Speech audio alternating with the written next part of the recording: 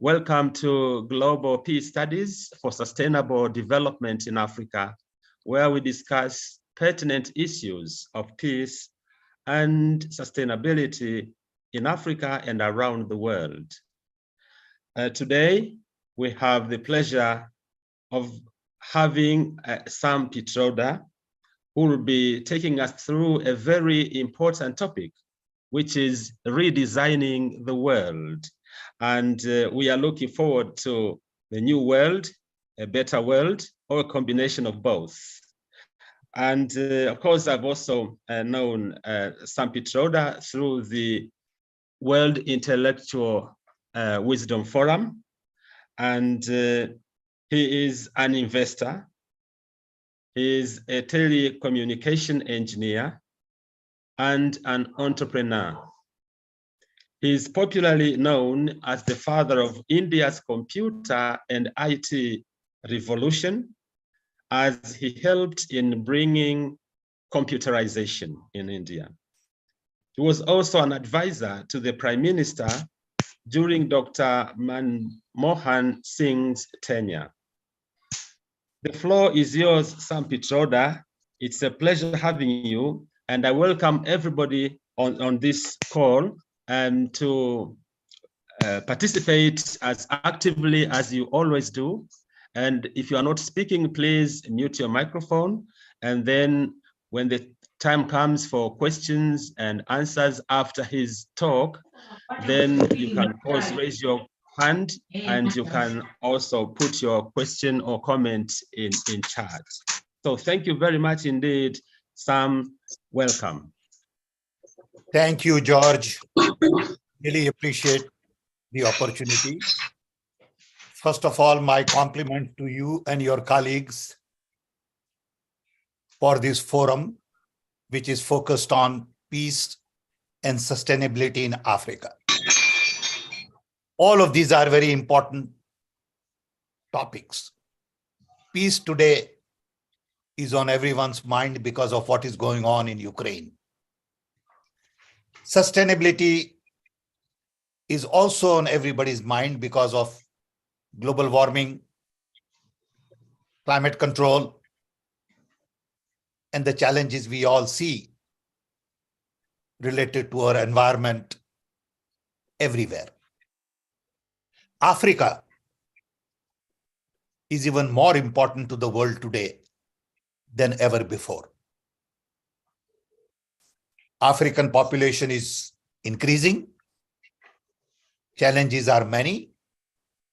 It is a very rich continent with huge amount of potential, minerals, mines, human capacity.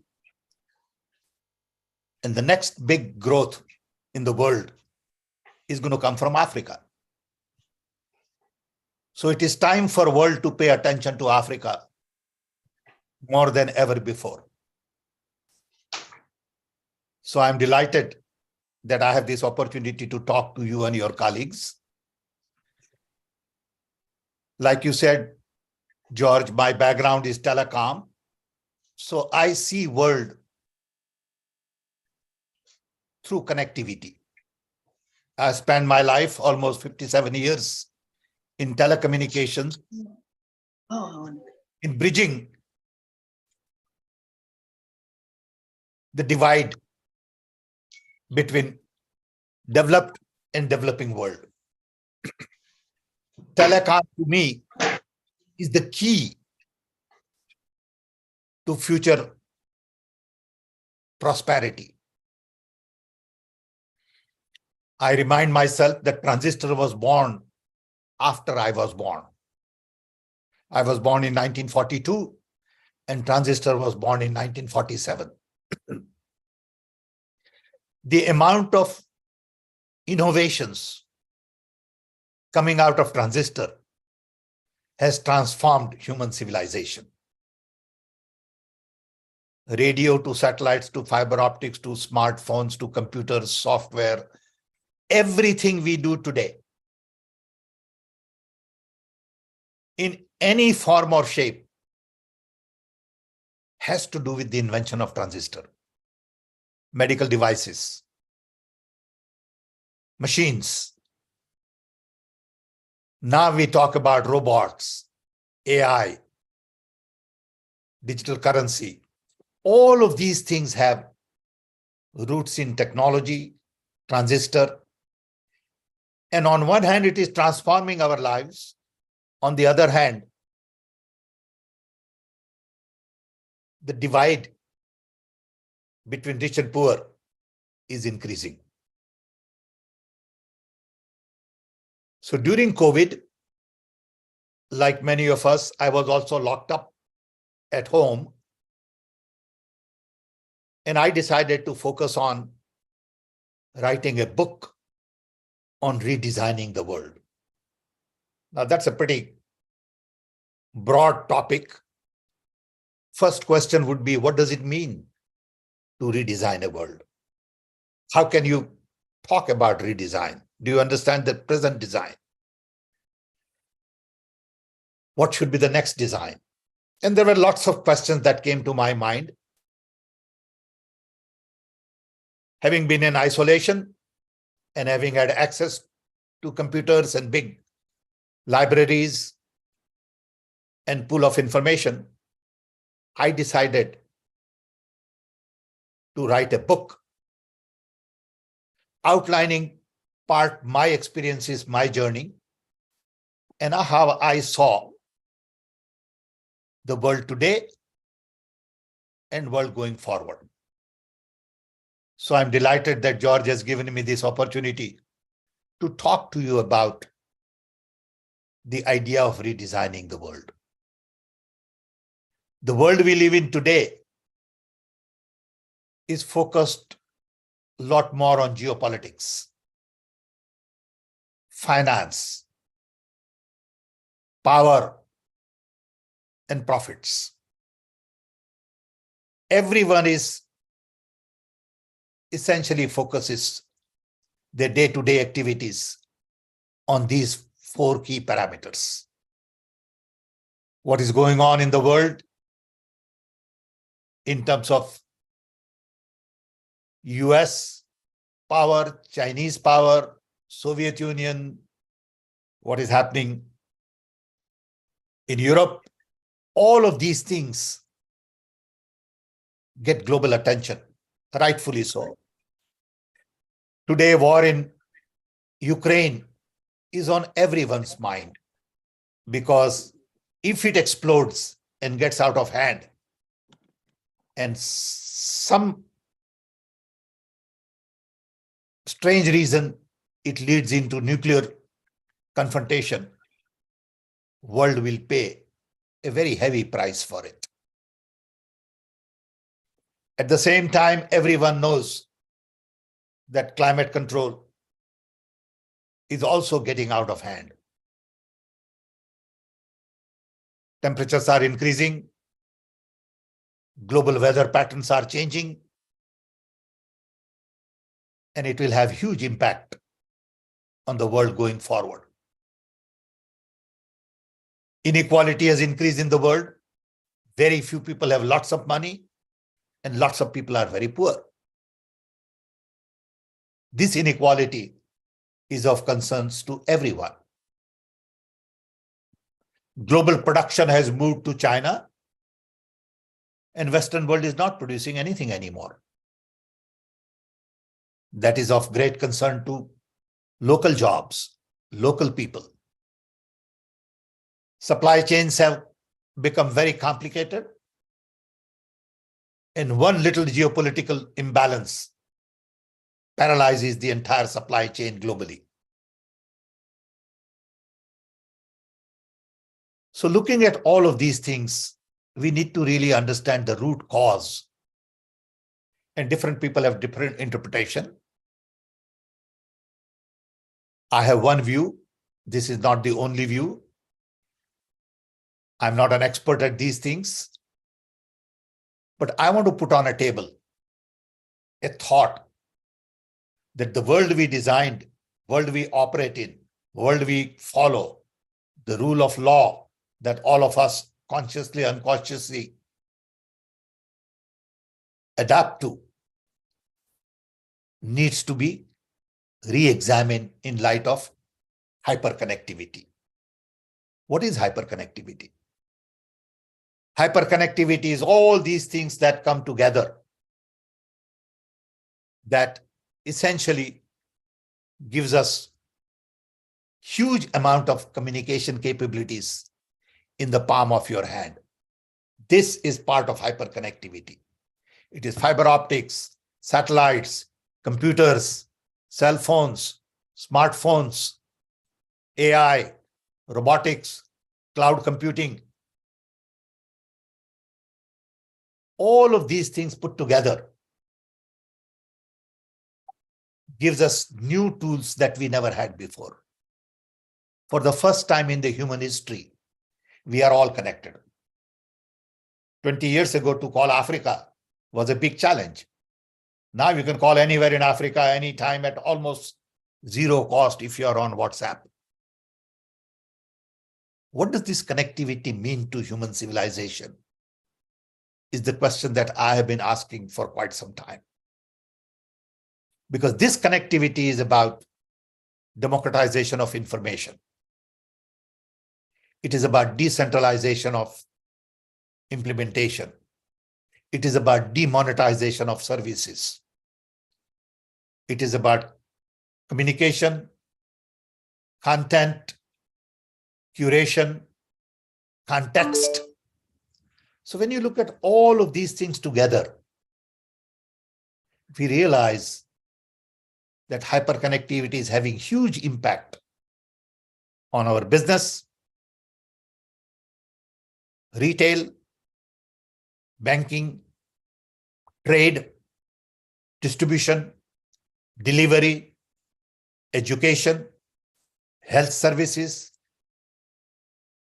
finance, governance. All of these things are beginning to change in a very special way. And that's why it is time to really relook at the design of the world. So according to me, the world was last designed just around the time I was born 80 years ago. During World War II, a group of people decided to design the world to recover from the ruins under US leadership, which ultimately resulted in United Nations, World Bank, IMF, WTO, WHO, and all of the other institutions with a framework for everyone to follow. Then world was in ruin. Europe had to be rebuilt. Japan had to be rebuilt. India and Africa were still part of a colony, so it didn't matter. China also did not matter. So a handful of European countries with US decided to redesign or design the world. At that time, world was bipolar. You had Soviet Union and you had US. US followed one set of values which were embedded in the design related to democracy, human rights, capitalism, consumption, and military. Soviet Union, on the other hand, followed another set of values, authoritarian government, not give too much importance to human rights, carbon consumption, state control economy, but they also focused on military. So then, either you could be part of American dream or part of Soviet Union camp, and world was seen in terms of two camps. Right after that design was put in place, lots of interesting things happened. But this design has done well. It has secured peace to some extent, leaving aside small wars here and there. We don't have World War III. It did lift Europe from the ruins of the war, build Japan, build Europe, and provided global prosperity. Millions and millions of people were lifted out of poverty because of this design. Longevity increased, infant mortality decreased, education expanded. So there are lots of good things that came out of this design. But now, I personally believe that this design has outlived its utility. Why? Because right after the design, world got decolonized.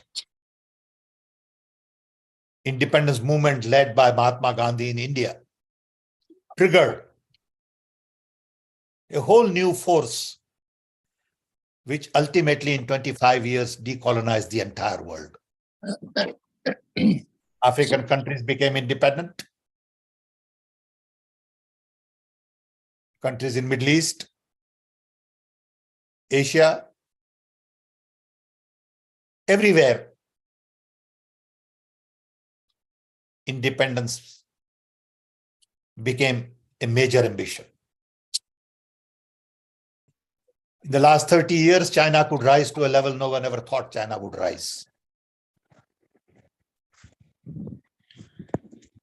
At the same time, Soviet Union basically fell apart without a gunshot. So decolonization, the rise of China, fall of Soviet Union created a whole new world. At the same time, technology became pervasive. When I came to America in 1964, I had never made a telephone call in my life. I was 22-year-old because I was too poor to have telephone. India didn't have many telephones. Now, telephone is a necessity. Everybody has telephone. Then India had probably less than 1 million phones. Today, India has 1.4 billion phones. So technology has been democratized. People have seen refrigerators and air conditioners and fancy cars, and all that has become visible and useful in every country. At the same time, inequality has increased in the country and around the world. Prosperity has increased, but inequality has also increased.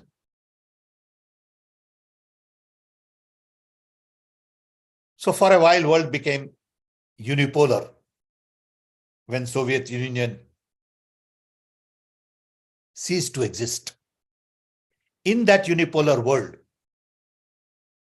everyone thought that America is the only leader.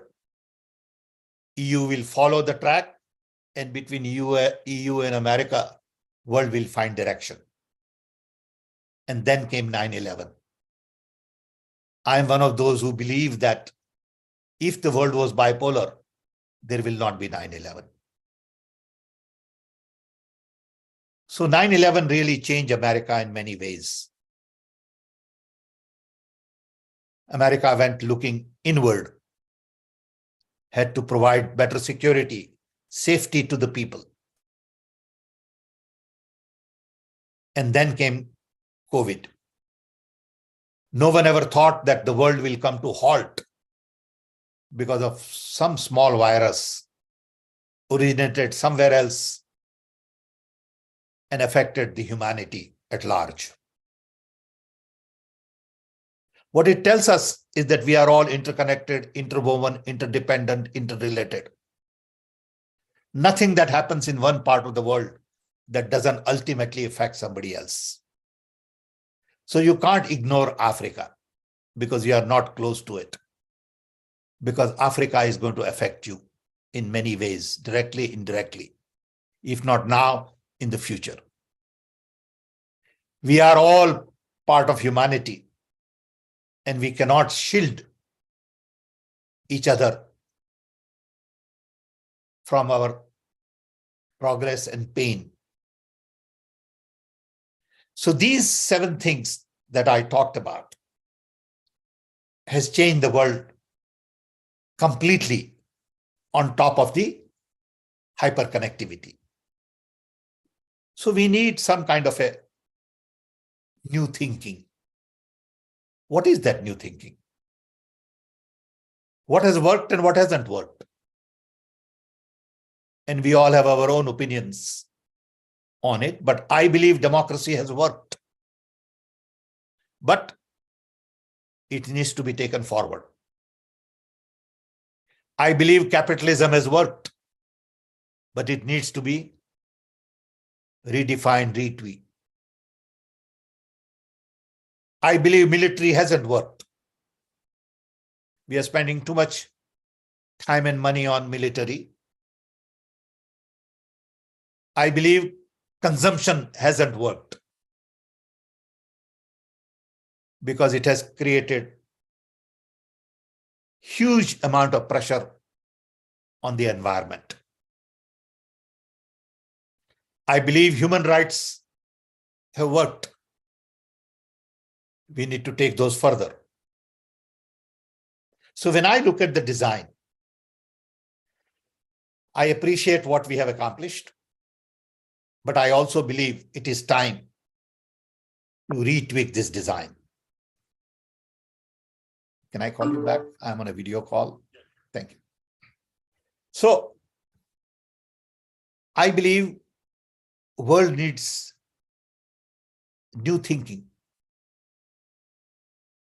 but that can only come if we begin new conversation, because otherwise we are following the existing design where UN, World Bank, IMF, NATO, WTO, WHO basically remains intact, and fine-tuning and tweaking here and there is not going to solve the challenges. Remain, yeah. So my request to all of us would be to really begin to think of new ways of handling global challenges related to peace and sustainability. Peace can only come through understanding each other. Peace can only come through improved communication. And sustainability requires whole new focus on consumption.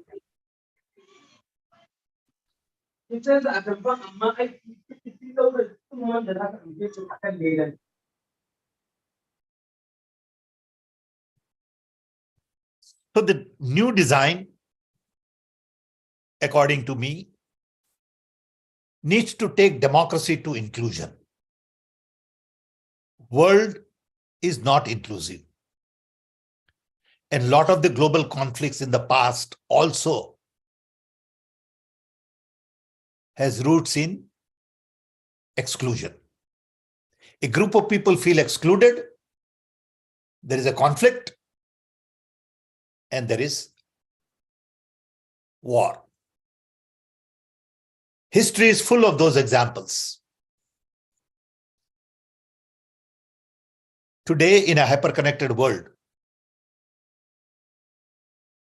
we need to realize that people need to be included in all conversations, especially in democracy. There cannot be development without inclusion. But a lot of our democracies are not inclusive. In India, we have caste system. In other countries, there is religious inequality because some people are, even in India, there are Hindu, there are Muslim, there are Christians, there are Jewish, there are Buddhist. In America, we have Black Lives Matter because there is no focus on inclusion. In most of the countries, minorities find that a lot more needs to be done on inclusion. Women are not included in many countries on an equal basis. So first part of the design has to be to build inclusive society at local level, national level, and international level. Second, human rights are not good enough. We need today human needs. Today we know we can produce anything. The key question is, what is that we want to produce? Who do we want to produce for? And I believe we can produce enough food to provide food security to the world. But then you look at what is going on in Africa. There is hunger, there is starvation, and there is no need for it today. We have capabilities to produce enough food for this entire planet. Maybe for 10, maybe for 12 billion people if we want. But we wind up producing only for people who can afford to buy. So we spend $2 trillion a year on military equipment when we know we can eliminate hunger for $200 billion a year. But that is not our focus. And as a result, hunger, starvation, poverty continues. Third, capitalism has created huge amount of inequality. It is an approach that we have taken from top down with a hope that the trickle-down effect will ultimately lift people from poverty, but that hasn't happened. So we need new economy. We need new thinking on capitalism, where we focus more on bottom-up development, decentralization, smaller enterprises, network to scale, local labor, artisan, unorganized sector. These are all big challenges. Today, in the hope of improving profit, Western businesses moved all production to China because they probably didn't want to deal with labor. And as a result, local jobs have vanished. We need to find jobs in democratic countries. If we don't know how to produce in a democratic environment, we will not be able to create jobs of tomorrow. So we need to really redesign capitalism. Consumption is not the answer. Conservation is the answer. Sustainability is the answer that you and your group, George, focus on. We need to really curb consumption to a point. We pay more attention to conservation. Very few people know that one t-shirt you wear requires some hundreds of gallons of water to produce. If that's the case, do I really need 50 t-shirts? Can I live with 5? I mean, those are the questions each one of us will have to ask. Look at the mountain of plastic we have created in the middle of the ocean. That is a result of conspicuous consumption. So we need sustainability and conservation as the key. And finally, military. I don't think it makes sense to go on producing $2 trillion worth of military hardware every year, year after year. I hope as human civilization, we have gotten to a point we can sit across table and sort out our differences. Based on what's going on in Ukraine, it doesn't look like it is ever feasible. But I believe if we work enough for a decade or two, we can build a platform for non-violence world. Unfortunately, our mindset still is that of World War II.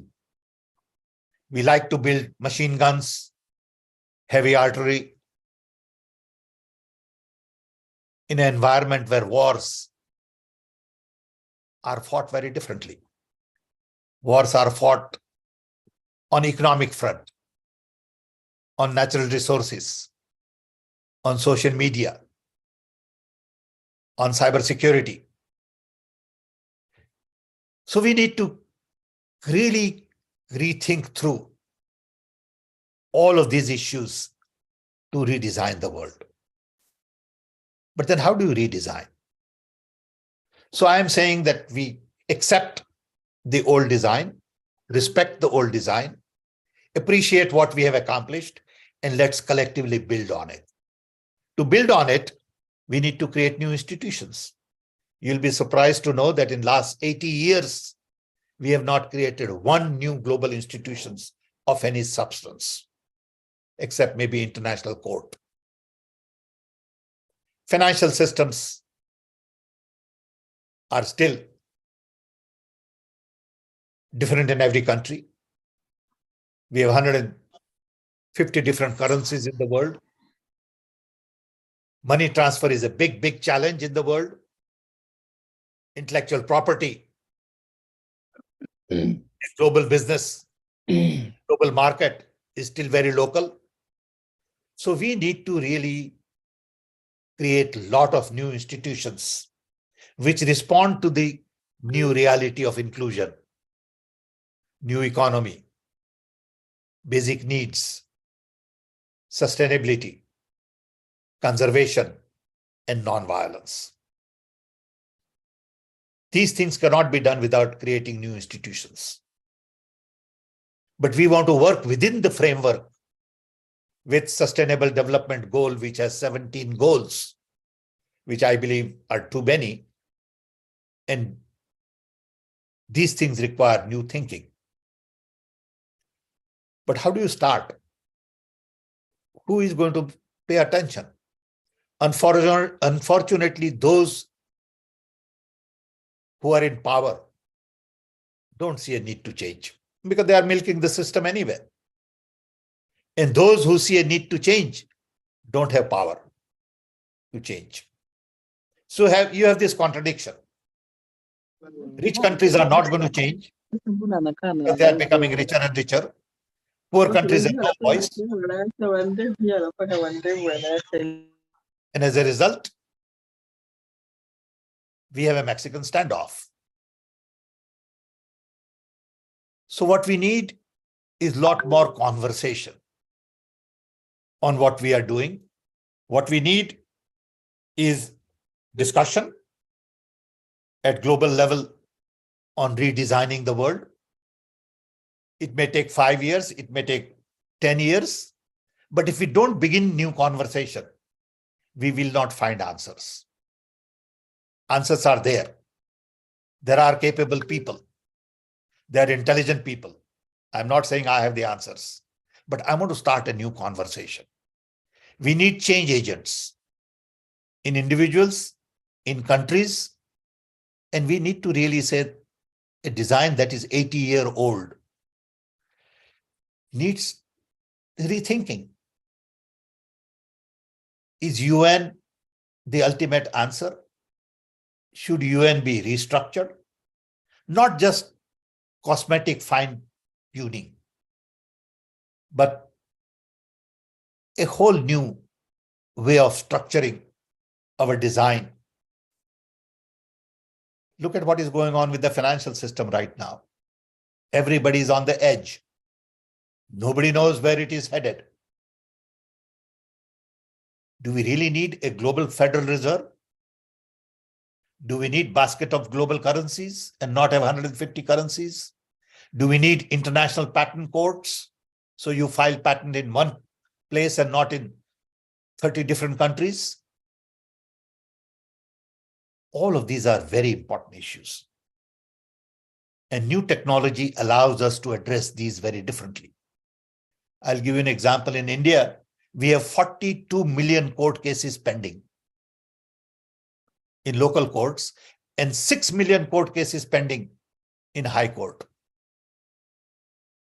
Now, it's there because of the old design.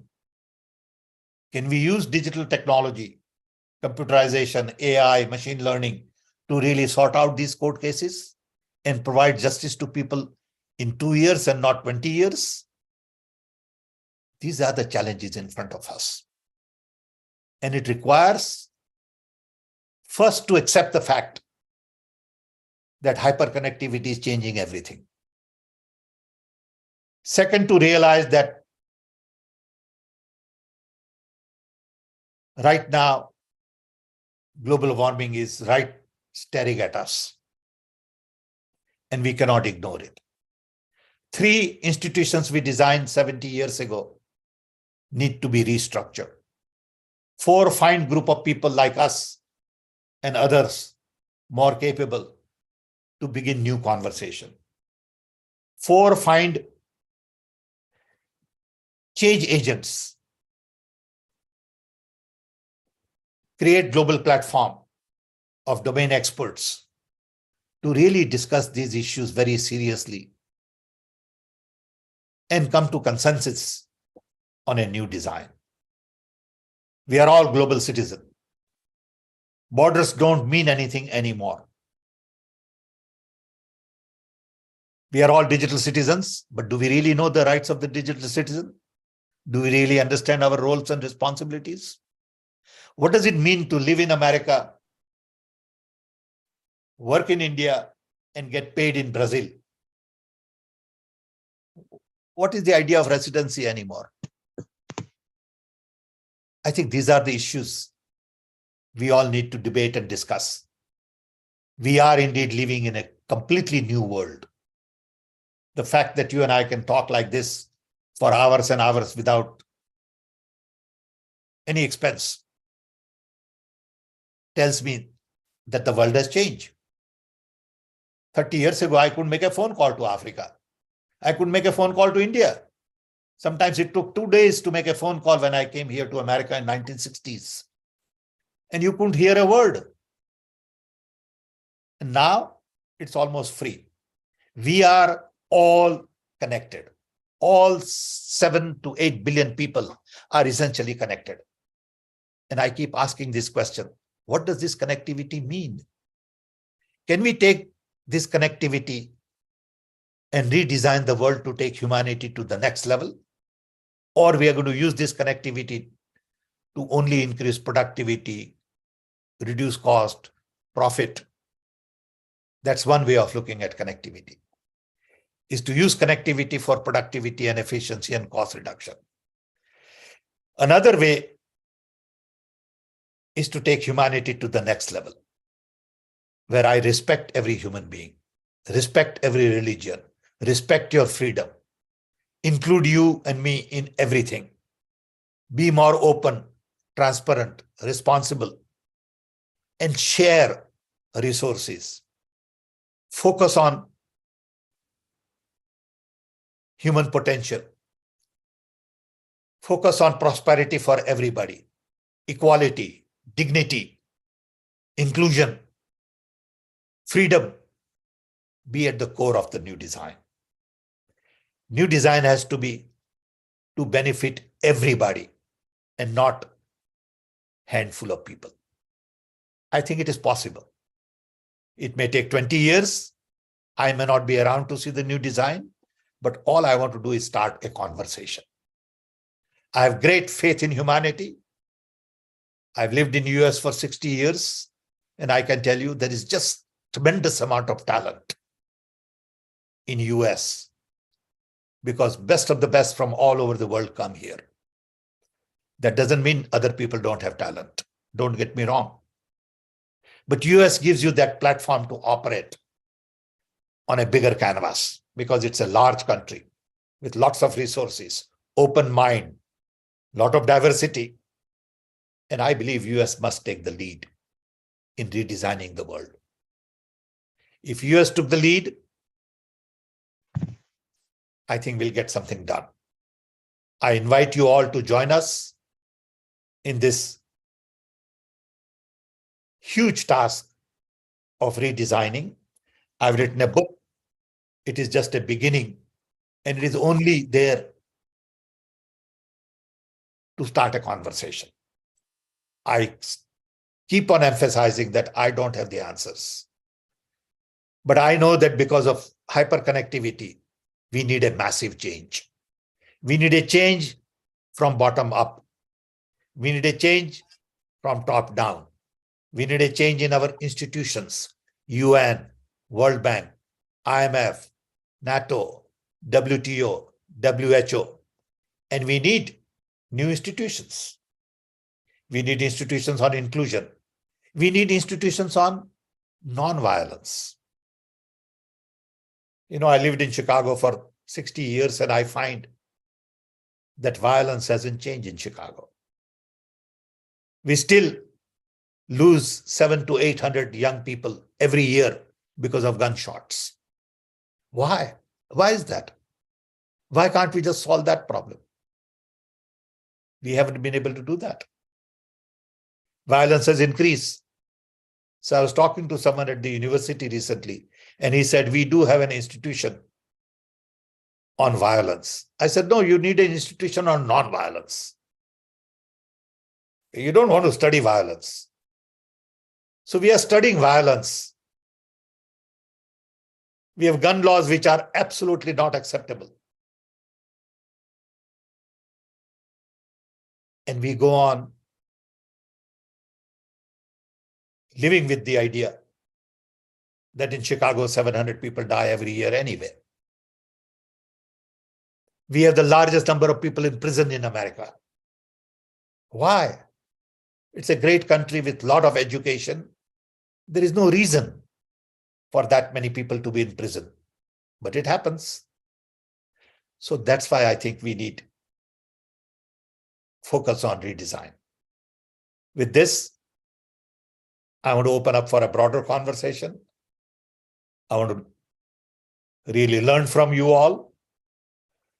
And I want to remain in touch and see how we can do our bit to begin this new conversation on redesigning the world. I think this is important at a larger level and not tweaking one little problem on finance, trade, law. It's nice to do those things, but unless and until we look at the grand design, these little things won't make much difference. And I must tell you that US made a substantial contribution in designing the world after World War II. That design has gotten us where we are. Now, collectively, we need to take that design forward so it is good for everybody. This world has to be good for Chinese, Russians, Americans, Africans, Indians, Middle East, Latin America, and you name it. Europe. It can't be just good for one group of people. And that's the redesign is all about. Thank you. Thank you very much indeed, Sam Pitroda, for this wonderful presentation. You've taken us through a very important theme of redesigning the world based on the 4 parameters that you focused on: geopolitics, finance, power, and profit. But you've also given us actually some of the issues that you've got to consider if we have to improve on the world design that we have at the moment. And so I would like to also continue this conversation. Can I just add one thing? Yes, please. I believe if we somehow succeed in shifting human focus from power and profit to planet and people, everything would look different. Wonderful. How do I tell my children and their children that don't focus on profit and power like everybody else is? Focus on planet and people, and you will get profit. You'll be happy. I've learned that at 80. can I teach them at 8? If that happens, we are all done. Okay. But it's a tough task because everybody wants to, chase profits. Everybody wants to chase power. That's how we are trained. That's how our MBA schools teach us. That's the challenge. Thank you. Lovely. Thank you so much for adding the people and planet to this discussion.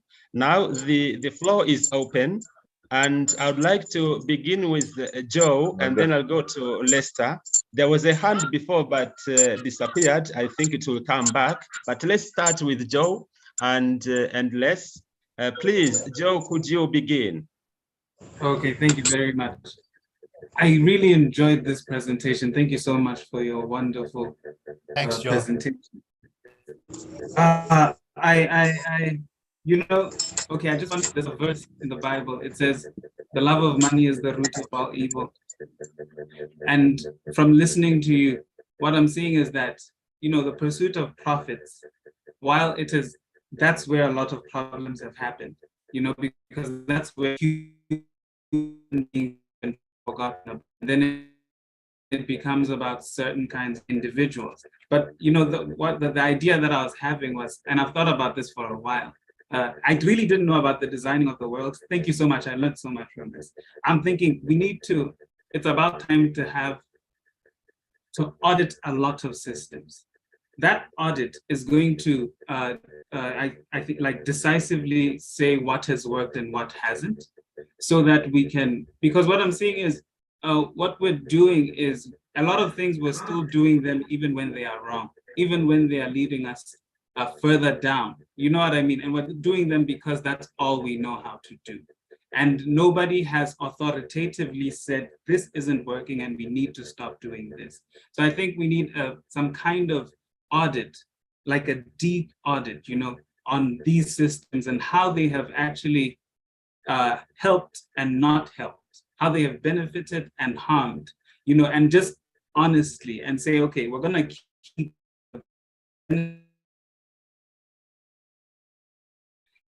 and we're going to see where it's hurting us. That's where we can begin.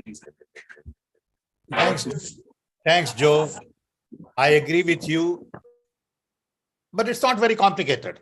We make it complicated. Okay, all our religious teachings, whether it is Christians, Jews, Hindu, Muslims, they all basically, to me, say same thing. Okay. And that is, happiness doesn't come from money. We need to love everybody. We need to be respectful. We can't hurt human beings. Everything is known. Who is practicing it? It's not rocket science. But when it comes to practicing, we kill each other for money, power. We are mean, conniving, competitive. If we are just decent human beings, enough of us are decent human beings, world will change. So we need change agents. We all know, look, there were people like Mahatma Gandhi. There were people like Mandela. There were people like Martin Luther King. There are examples right in front of us in our lifetime. People who change everything. They didn't have money. They were not richest people in the world. But the richest people in the world want more and more and more. Because we celebrate 400 richest in the world. We don't celebrate 400 best teachers in the world. We don't celebrate 400 best doctors in the world, 400 best mothers in the world, 400 best artists in the world. We never have a list of that. So a child growing up wants to be Bill Gates, wants to be Elon Musk.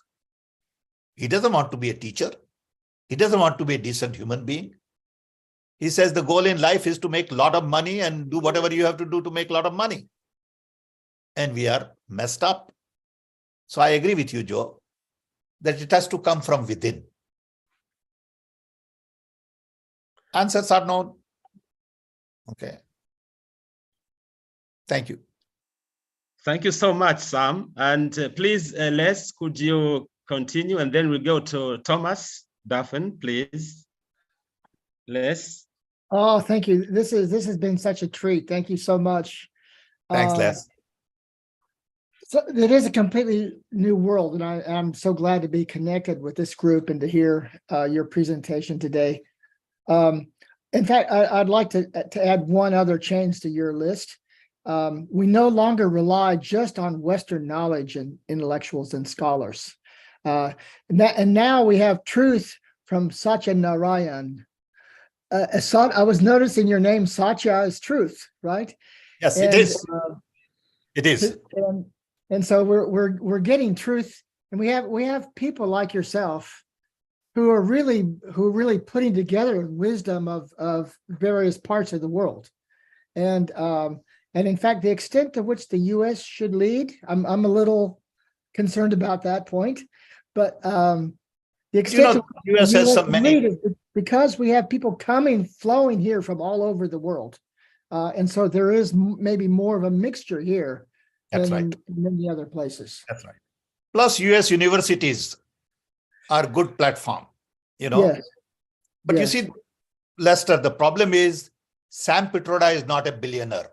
So nobody will pay any attention. Yeah. If Yes. Sam Pitroda was, multi-billionaire, they'll all say, oh, great wisdom. Yes. Right. So I have a disadvantage because I'm an ordinary human being. Okay. Well, we all are. Yeah. Yeah, but that's the point. So we all need to Yes. add. We all Yes. need to work together. Well, I've one other point and then a question. I'll try to be brief. No problem. Gandhi emphasized that human rights and duties go together. Yes. That we always emphasize human rights, but if we don't have duties, then there are no rights. Agree with you 100%. 100%. I always tell people that if there was an accident and one little child is bleeding, my human reaction would be to lift him, take care of him, and not ask him, what is your religion? Mm-hmm. Okay, what is your race? What is your nationality? Yeah. It's a human reaction. We all want to help each other. Yeah. Genuinely help. That's inbuilt in us. We need to explore that further. Yes. We are all good human beings. We don't want to hurt anybody. We all mean well, but something happens to us in the process and we start cheating. We all like to treat everybody with respect because we want to be treated with respect. Mm-hmm. But then once we are in power, we forget that. Yes. Yes. Thank you. Well, one final quick question. Please. I'm sorry to take too much time. No problem. So more practically, who will design the grand design? And I'm wondering, what's the role of the United Nations and various civil society organizations? No, I think if enough of us talk about it, if we get some traction as a civil society, people will pay attention. Mm-hmm. Then it will have to be designed at a higher level. But to get to that level, we need some attention. Mm-hmm. And it has to come from civil society because those who are in power have no need to change. Why should they change? They are milking the system. Yeah. So it will have to come from bottom up. It will have to come from civil society. It will have to come from intellectuals, universities, think tanks, and then it will get attention. It's a long process. It's not going to happen, in a short term, because a lot of Western interests are already rooted in this. Yeah. But it can happen. And we have to start that process. Okay. Thank you so much. Thank you, Lester. Thank Where you. are you, Lester? Where are you? In Fairfax, Virginia. I'm about 19 miles from the capital. Okay, good. Close know enough to see what's going on, but far enough away not to get, I know Fairfax very well. Thank you. Good. Yeah, thank you very much indeed. less for the question and comments, and of course, some for the answers. Now, please, Thomas, would you like to make your comment, ask a question? It's a pleasure having you, of course, on this platform as always. Thomas is our guru. Thomas? No, I'm your humble servant. No, so you are our guru. You are the philosopher. Well, we that's don't understand a lot of things. You make it simple. Thank you, Sam. Yeah, I want to say thank you, Sam, for a brilliant talk. You know, everyone on this call has appreciated it. And also I want to thank you for 80 years of service that you've given to the planet, not just to India, but to all of us. I want to thank Sam also for being part of the World Intellectual Wisdom Forum, which some of you people on this call know about. He said we need to create new structures, new institutions. That's one of the things we're trying to create together. Which is to bring the intellectuals together out of their cubby holes and their trench warfare in academia. So many academics are just masters of trench warfare, defending their discipline against other disciplines. What we're trying to do is leverage them out into the etheric azure blue sky of blue skies thinking, and say to these people, look, please help us redesign the world.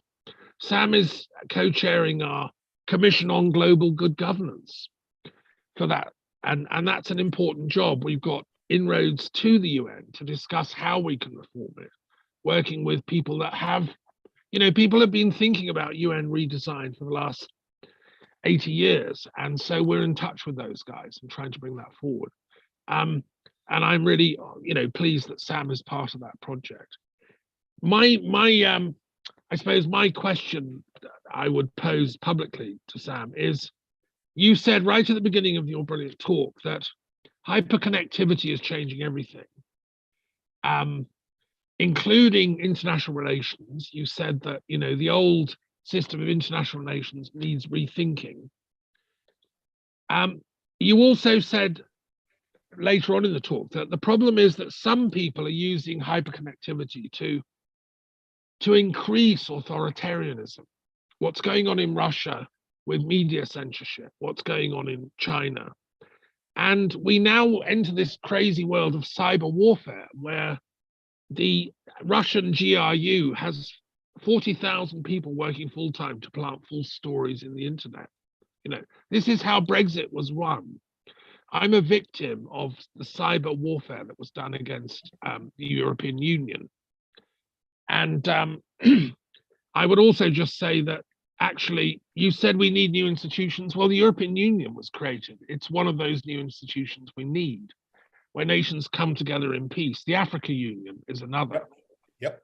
So, Mike, I think how do we make sure that the guys that are controlling hyperconnectivity are not going to misuse it? I mean, thank God that and this is really important that we think this through, that it's not used for warfare, militarism, and false information. As a peace scholar, this is, the biggest challenge we're facing, I think. So I don't know, what solutions have you got? How can we make sure hyperconnectivity works for everybody, that it becomes a genuine democratization of information and not the pollution of information through lies, And then my final point, this is the philosophical bit, is I think we have to not forget that ultimately the world is a moral project. Keats, the poet, called the world a school for souls. Mm-hmm. We have to make sure that and this is where education comes in, isn't it? That if we teach basic values in our schools and universities, as well as cleverness, then I think we can make sure hyperconnectivity isn't misused.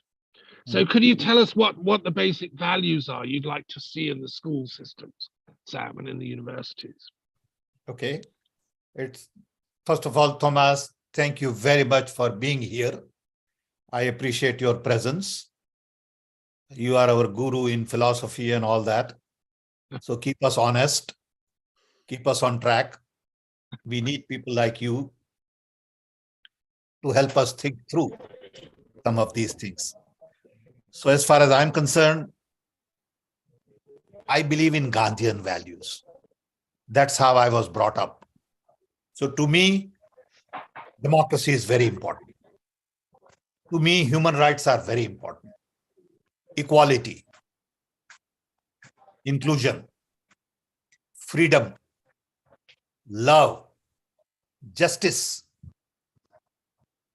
These 8-10 things,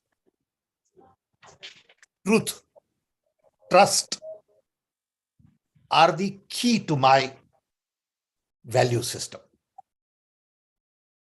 So if I have to list it again, I would say truth, trust, love, democracy, human rights, freedom, justice, equality, inclusion, diversity.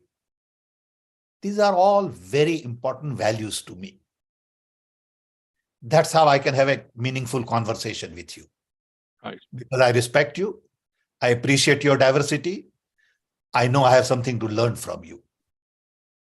Then your next question about social media, digital. I think we have set of human rights well defined by UN Charter. We do not have well-defined rights of a digital citizen. So we have a small group of 5 or 6 of us. We have been working for a year and a half on defining the right of a digital citizen. A very different obligation of a digital citizen. If I'm allowed to be on digital avatar, what are my rights? What are my obligations? How do I use it? What is considered good behavior and what is considered bad behavior? Today, the business model is such that you can hide behind a fake name, start bombarding people, say all kinds of irresponsible things and get away with it. That's not fair. If it's not fair in the real world, how could it be fair in the virtual world? So I think we need to tighten up rules and regulations of the digital world, digital citizens. There are responsibilities that go with the privilege we get on digital platforms. Today, we take the privilege, but we don't want responsibility. And that's not fair. I don't know whether I've answered your question, Thomas. No, that's brilliant. Thank you very much, Sam. Thank you very much indeed. I would like now to go to Bati Jane, because also gender equality is very important in this new world. So Bati Jane, please, and then we'll go to Elise and then Ronald. Bati, please. Yeah, thank you very much, Sam. Very, very fine, Sam. And it was great to hear you once again. It was very insightful conversation. And as you said that you value things, and what I believe is when we talk about agent of change, we are looking for agent of change, then what I believe is youth is the agent of change who can bring change in this world. This youth is going towards violence, and this only youth can be a agent of change. One. Second is women, what I believe, because I just believe woman is one who can make a family and woman is one who can break a family. So if youth has to be nurtured in a non-violent way, then women should be educated in a non-violent way. So I just believe we need, definitely we cannot bring change in a day or two or 1 year or 2 years, but definitely in upcoming years, if we work on these two sections of the society, that is women and the upcoming generation, then definitely in upcoming year, we can bring change into this world. Second thing, what I have seen is, every street, it's a very practical and very in a small point that I am discussing over here. But in every street, if you look around, there is a liquor shop.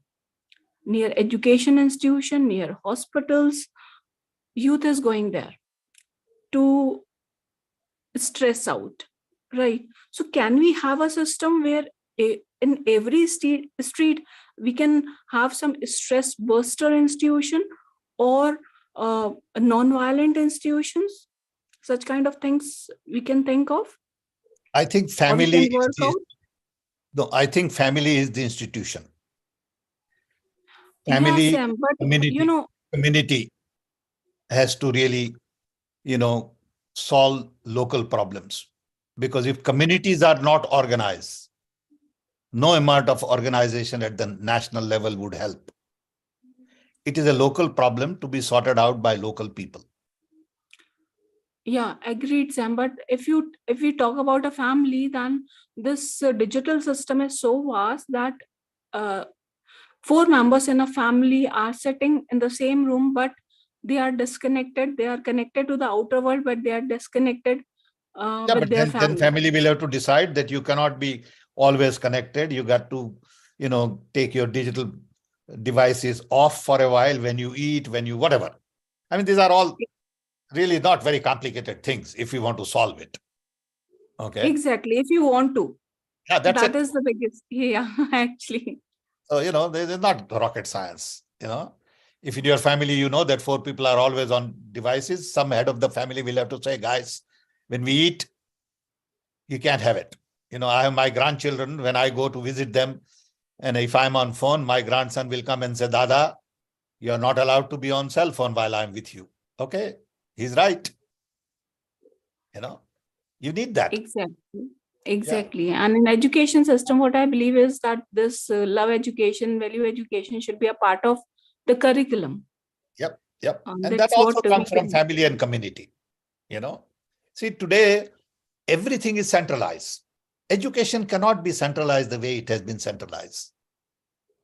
Education has to be decentralized. Education has to do with the community, family, environment, local language, But we have centralized all the education.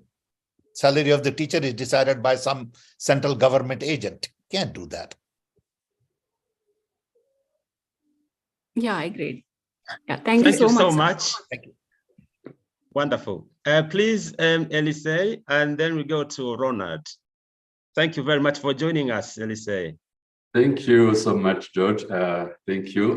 Sorry I couldn't get the whole of the talk. I came in a little late. But I would like to join others in appreciation for this inspiring and warming talk. At least the part I heard was quite inspiring.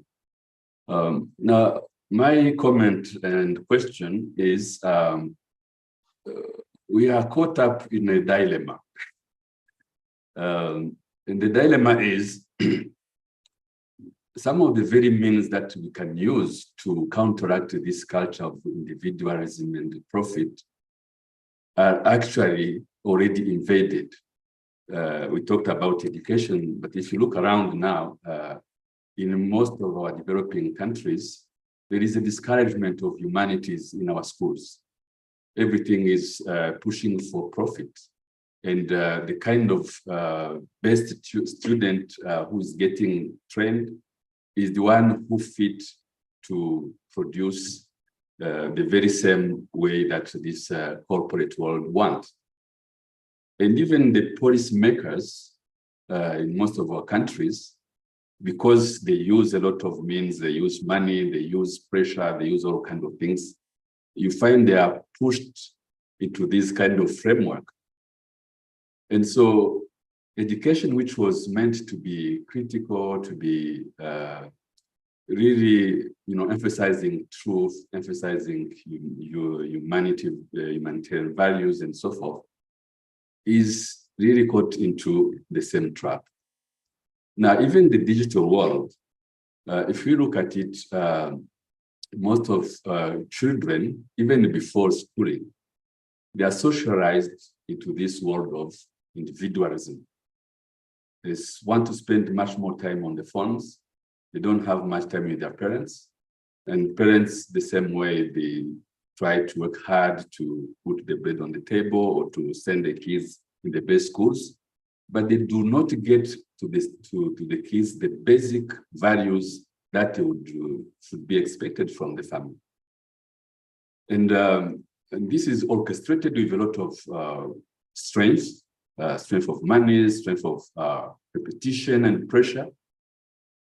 And so we tend to feel like we have no breathing way of getting out of this circle. Now, in the past, some of these challenges were counteracted by social movements.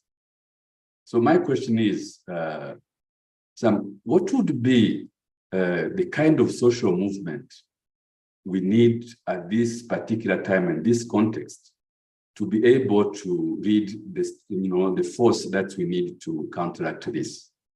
So I forgot to introduce myself. Eliseo Tagamu is my name. I'm the Dean at the Peking Institute of Peace Studies and International Relations. Wow. So I'm glad to be part of this conversation. Thank you. Good. Well, thank you very much for joining us, and thank you for your questions. And you are in a very important position to bring about change. You are head of an institution, and we need broader conversation on this. A lot of people are not even aware of the fact that world needs to be redesigned. A lot of people don't understand the importance and power of hyperconnectivity. We need to really broaden our conversation, get many more people to think about it.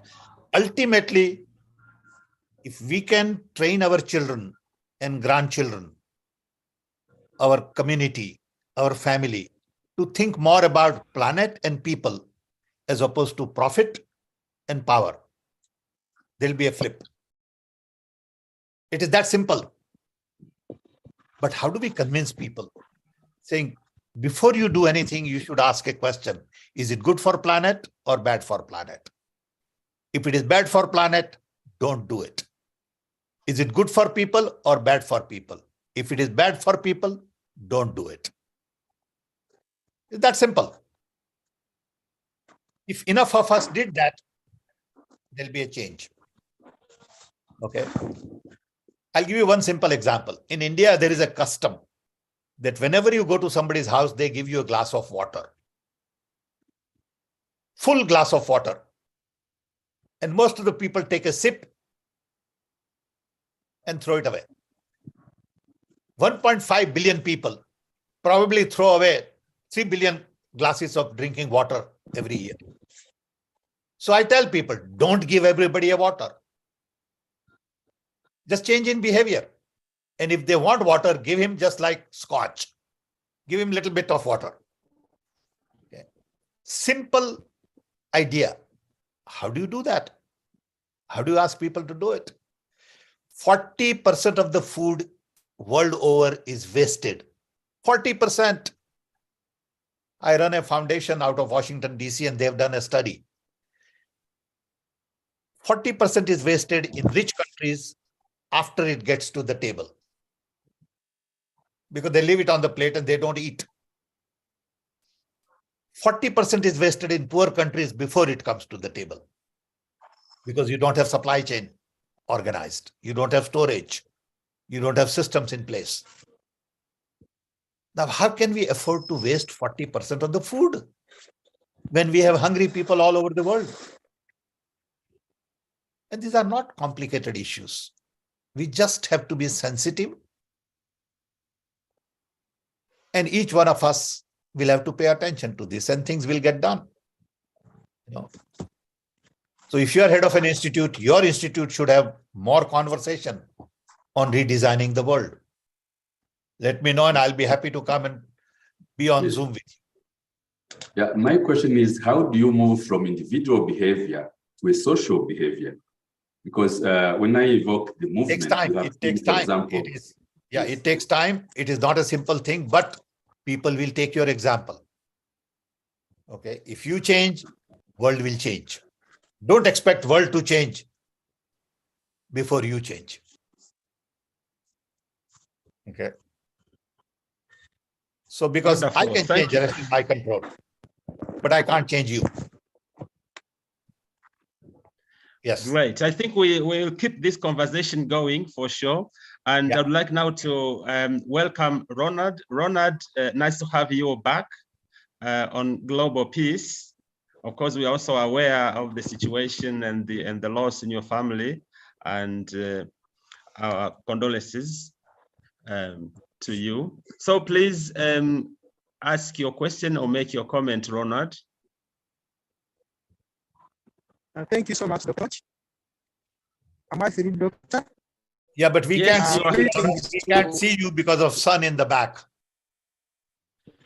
Yeah. Yes, greetings to all webinar participants, and I'm so grateful for the participants today. I'm Ronald Chimba of the Global Peace Know-How Game and the Golden Rule, which I use for moral government and making. When you mentioned about humanity, I felt need to kindly request you emphasize our being functional with the golden rules. The challenge people talk about these morals, values, but they don't practice them. They remain just in theory. It's like a way of life. People are not practical, yet we need practical. We must demonstrate these values. Take an example here in our webinars. Dear participants, most of the participants don't share their email addresses. Even when you get a chance and you write to one, they don't respond.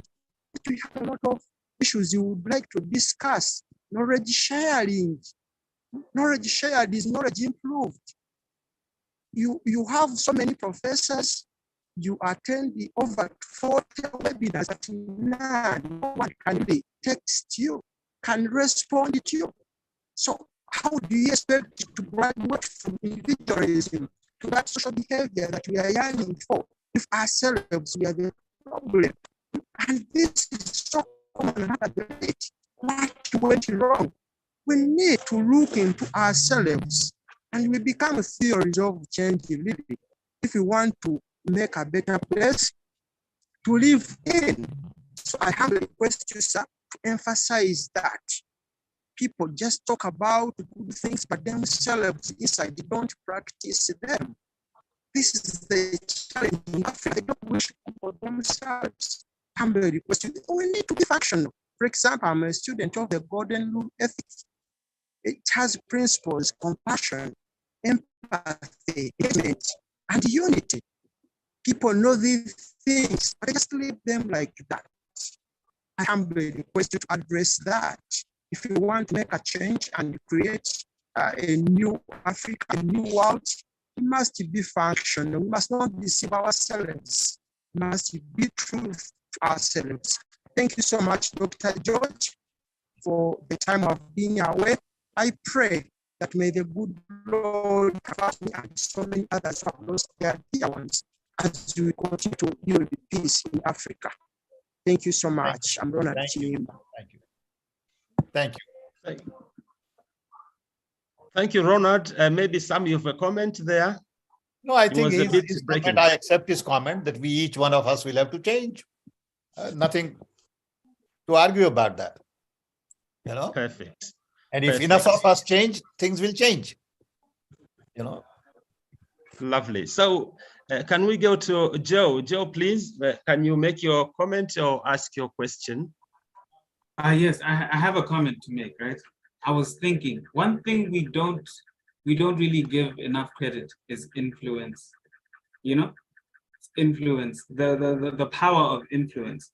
Because I've been thinking, because of all the hardships we've gone through,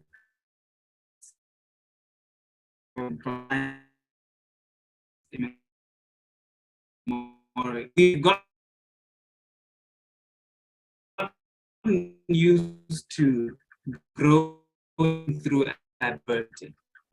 Thinking we need some again to be. Sorry, Joe. Can actually develop through influence and inspiration. Yes. You are breaking. Maybe you speak closer to your microphone, maybe. No, it's not that, George. It is. Yeah, we have an engineer. Bandwidth, because when he moves, let me tell you, when he moves his hand like this, bandwidth can't deal with it. Yeah. So he has to be very steady because then there is constant bandwidth. All right. Thank you. Thank you for that. Thank you. Yes. Thank you, Sam. Yes, don't move your hand, because as soon as you move your hand, bandwidth requirement is too much. All right, no problem. Yes, so I'm thinking we need to, I think human beings can actually grow through inspiration. We don't really need adversity. We don't need to be running away from something, because so many of us develop from seeing amazing people, and then we become amazing without going through you know, the opposite thing. And it's like, that's how every human being can in fact learn. You know, it's just we're too traumatized.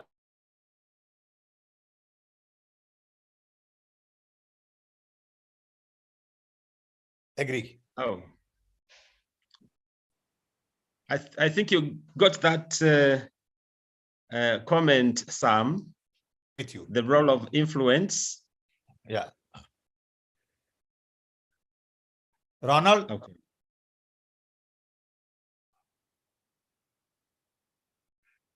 Did you get that, Sam? Yeah, it basically, you know, I agree with him. He's saying same thing. Right. Thank you. I can see also in chat there is a link, I think, shared by Thomas. Or you can continue with this conversation through the World Intellectual Forum Europe. If you go to that link, thank you very much for sharing. And Ronald, you have a comment? Can I just comment question on that? Yeah. Ronald? Just. Or maybe that's an old. Okay. Ronald, go ahead, please. To say thank you so much, Doctor, and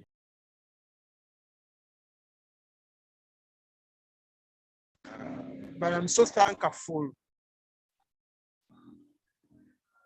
We need more conversation in Africa on change. Yeah. We need more conversation in Africa on building good leadership. Part of the challenge in Africa is leadership. You know, we have seen that in the past, that African leaders have really not done what we expected them to do as a society. So, you know, Africa has huge potential, and it needs a lot broader conversation.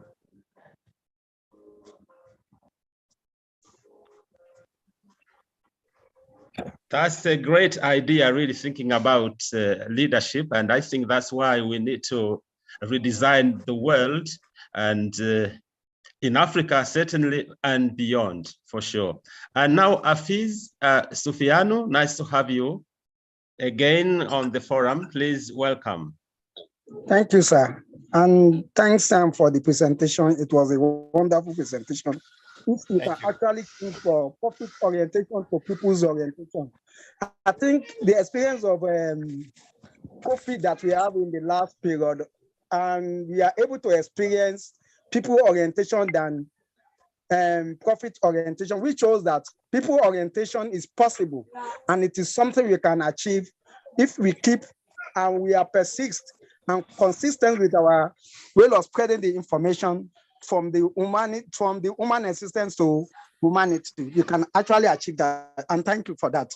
And also, if you are talking about the leadership issue in Africa, we need to talk about the followership, because then the human activists in America, if they don't resist, we cannot actually have the form of what we have in America today. And if we Africa generally, as a citizen, we resist the action of our leader, they will come to their senses to change, especially when we have democracy in places that every 4 years or 5 years or 7 years, it depends on the country of the state, that when you go to election, we are going to tell you that the power belongs to the people. We need to decide who is going to be our leader.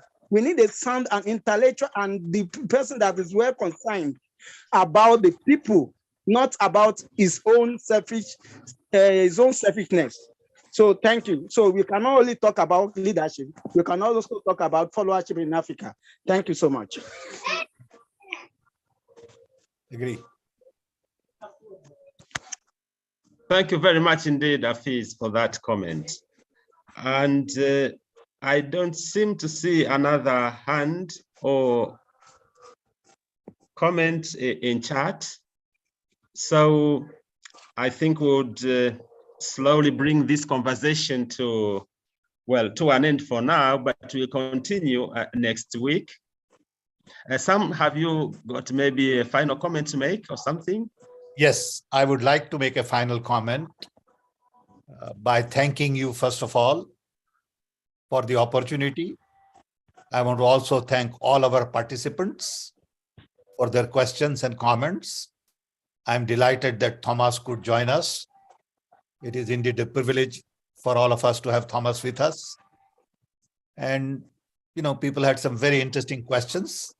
Let's keep this debate alive. You know, I want to talk more about macro issues and not micro issues. At my age, micro issues are important, but don't matter.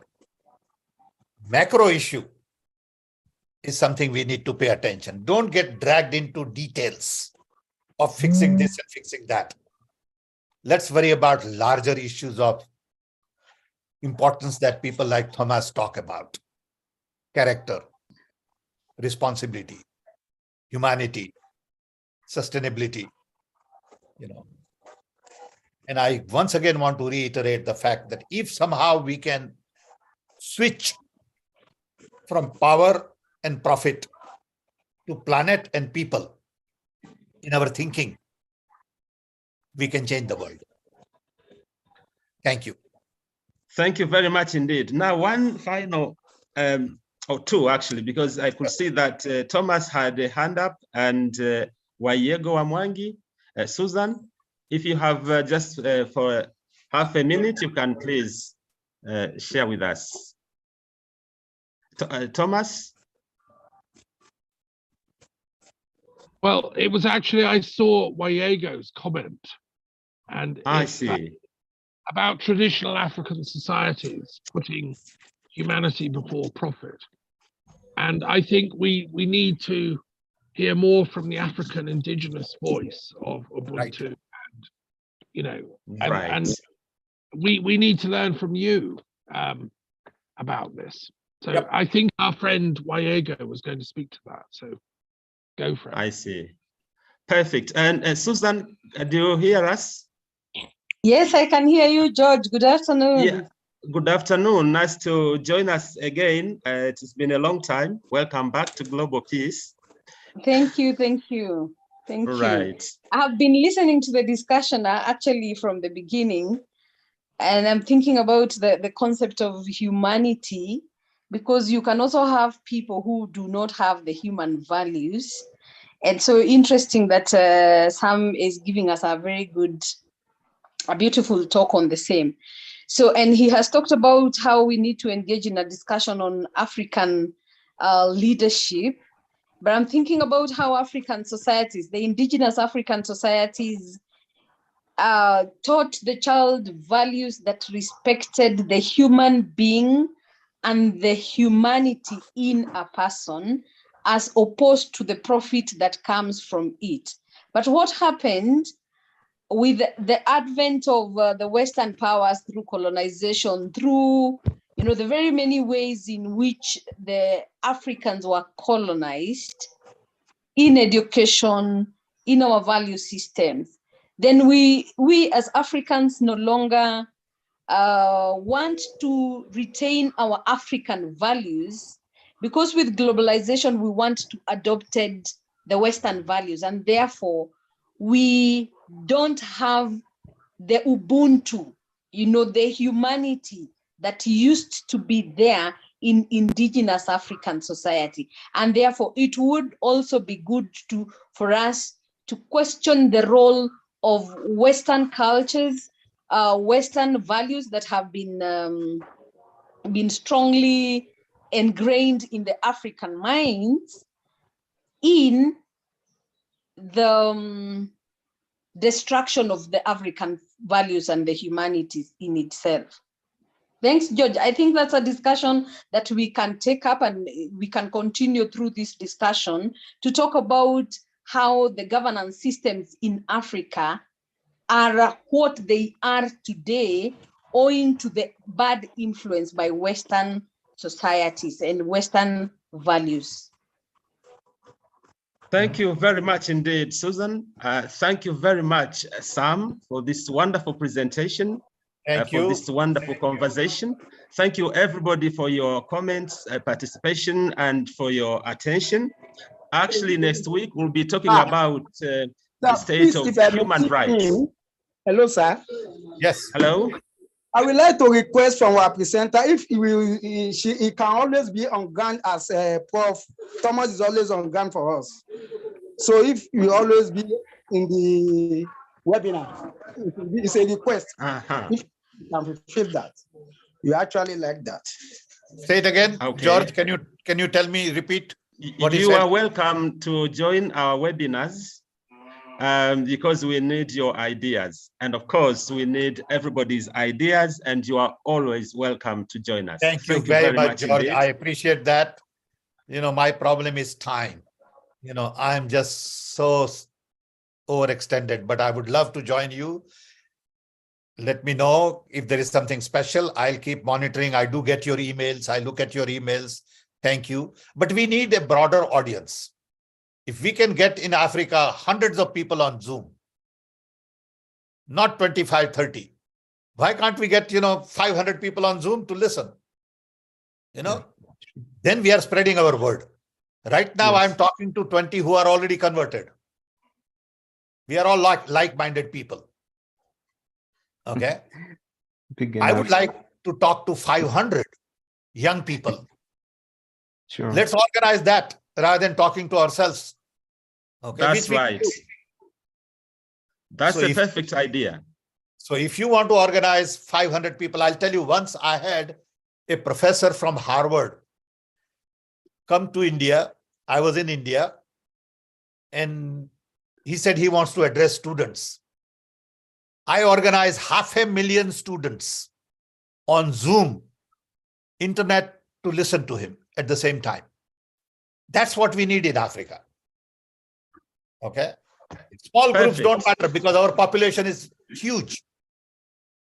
So everything we do must be at scale. Okay. Thank you very much. That's well noted. And in fact, we are planning also to have an international conference where we'll be able even to meet, besides the virtual discussions. Then have your seminar broadcasted on every university campus, in schools. Do that, and then I'll come. Perfect. Okay. Thank you so much, Sam. Thank you very much, everybody. Have a nice day. Thank you, John. Thanks for your leadership. Thank you.